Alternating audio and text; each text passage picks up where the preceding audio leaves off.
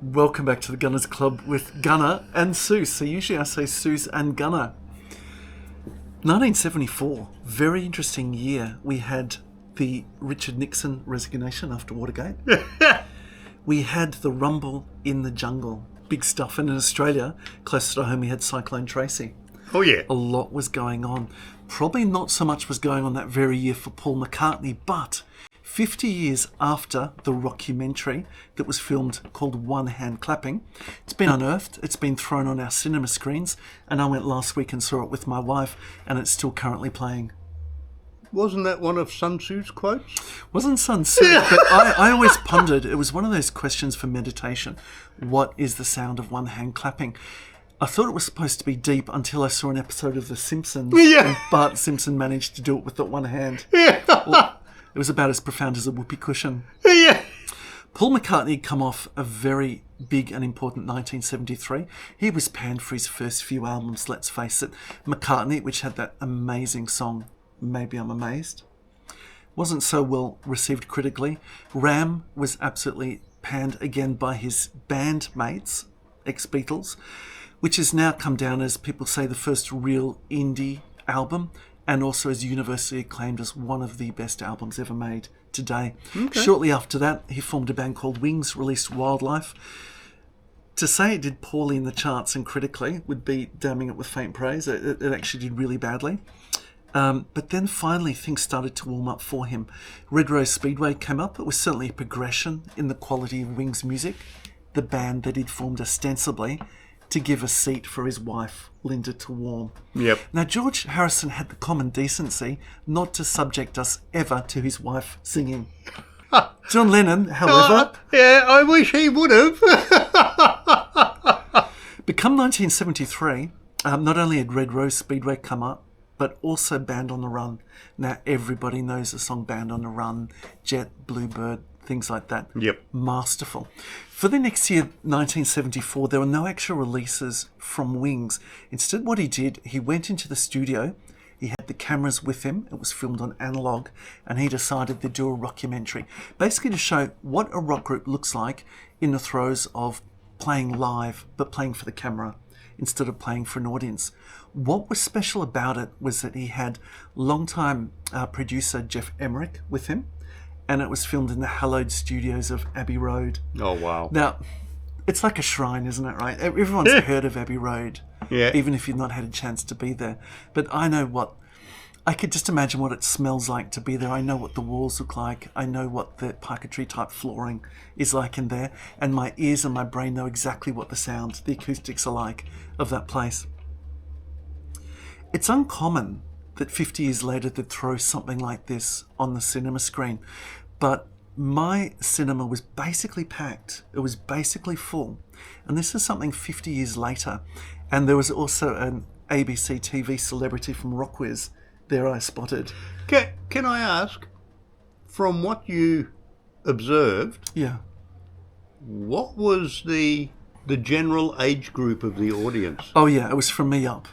Yeah. It was from me up. There was one young person, I was a bit shocked about it, but this is not for people who want to go and relive things about the Beatles.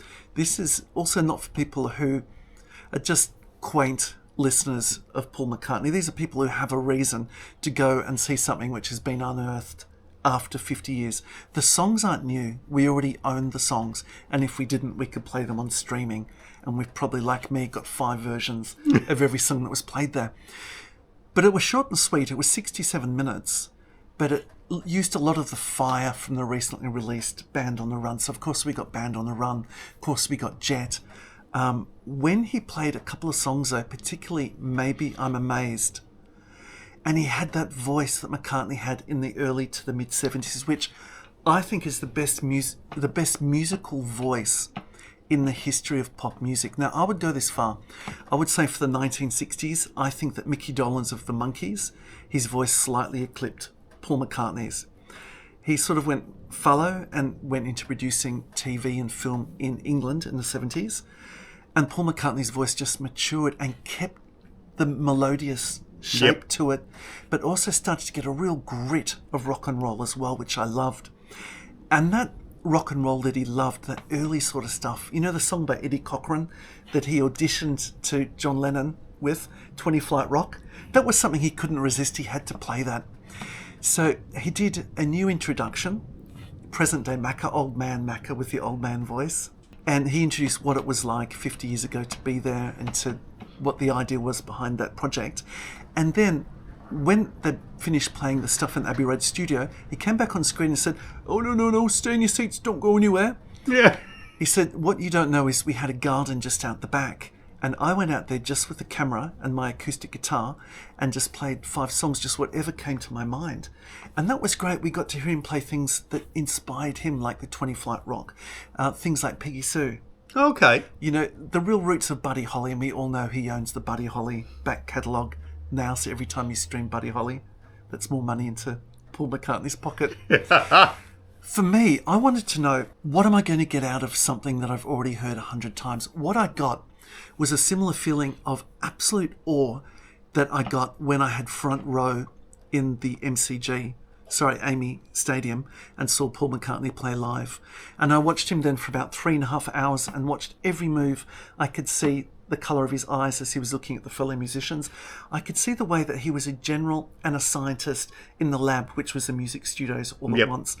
And I could see the relationship that he had with the other members of the band. Now, there was some vox pop, you know, the camera in their face and asking them some questions.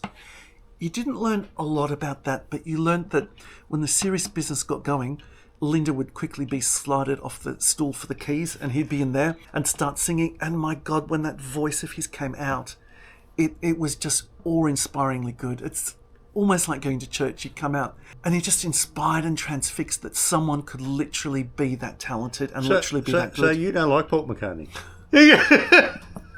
I'm just going to say, to see McCartney basically when they have the fossils and the sap has gone over it, and you see it crystallised of just how that animal was in that moment. To see that wild animal Macca in 1974 is amazing. So that wasn't the only thing that happened in 1974, though. Not many people know this, but if you are into Wings, and look, I've got every album they've ever done, he also did another project for which he penned most of the songs in 1974, and his brother sang it. His brother sang all the songs, and Wings, including Linda and Denny Lane, were there for that album. And it was called Mcgear.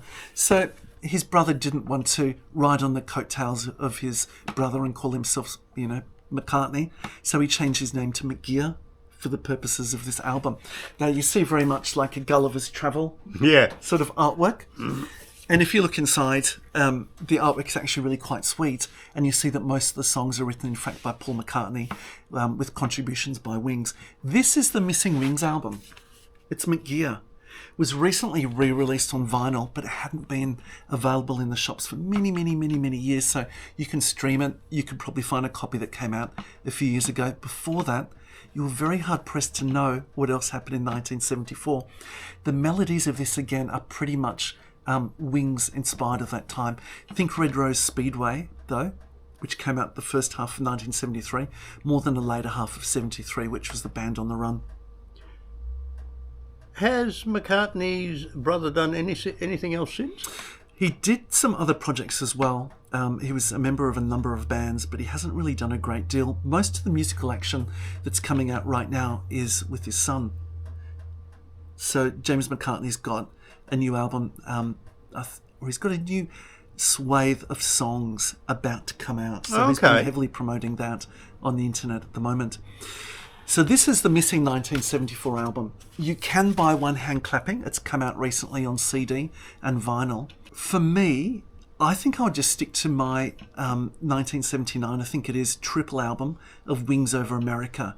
If you haven't heard that, Wings is deeper into the song catalogue, so there's more music to choose from. You've got the great live theatre stuff of Venus and Mars that hadn't yet come out in 1974, came out the next year, and you've got 3 albums to choose from then, and you really get the high vibe. I only have some problems with it, listening to it again today.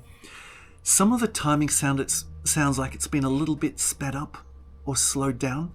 That can be a little bit of a distraction, but I think the great acknowledged Wings live album would be the Wings Over America That's one I grew up with, and you could pick that up in a bargain bin for only a few dollars.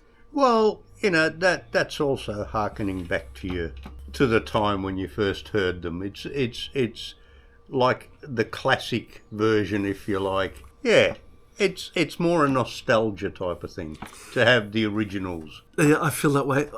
It's probably only that it's just been transposed in time, one hand clapping. The fact that it came out in 74, I mean, it was produced then, but it hasn't been available to buy until 50 years later. So it's still an historic archive edition. One more thing, if you are into Wings, if you are into McCartney and you want to know a little bit more as to what the sound of Wings was off their core albums, listen to George Harrison's song that was released shortly after the assassination of John Lennon all those years ago. Now, all of the backup that you hear, all of the vocals in the background, that was Paul McCartney and Wings. Wow. Doing that as backup to George Harrison. So if you ever wondered, I wonder what it would have been like if George Harrison was with Wings or if Wings was with George Harrison. It was, in fact, it was that song that we all know all those years ago. Nice. It was recorded, this documentary, in 4K. I really think they shouldn't re-released. I really don't think they should have bothered with the 4K. The picture quality is very grainy. It's very dark. It's very cameras in the artists' faces. I don't think it really deserves a big screen treatment, apart from the fact that when you're sitting there and you've got just the space of the venue and the hopefully very good speakers to a distance from you, and you just get to be there and get that feeling of almost being live or in a concert, that itself is worth something to me. Yeah, they probably did it grainy like that to give it that documentary feel. I think it was the quality of the film that it was recorded on, and probably the last 50 years it just didn't do quite that well. We can never look at documentaries the same way now after Spinal Tap. Ah, yeah. Everyone expects that there's going to be a bit of shtick or something like that put into it. And when you come away not learning as much as what you hoped from it, it's a bit disappointing. I did learn a bit about Linda McCartney, where basically she said it's a bit scary, but once you learn the chords, you're all right. Mm-hmm. I mean, a good qualified musician shouldn't be playing just chords. Yeah. And shouldn't have to really be asking. You should be able to tell what key it's in. And from the key, you look for the first, third and fifth, first, fourth and fifth, and sort of extrapolate from there. But her voice sometimes really works for the music, so I'm going to give you a bit of a pass, Linda. Yeah.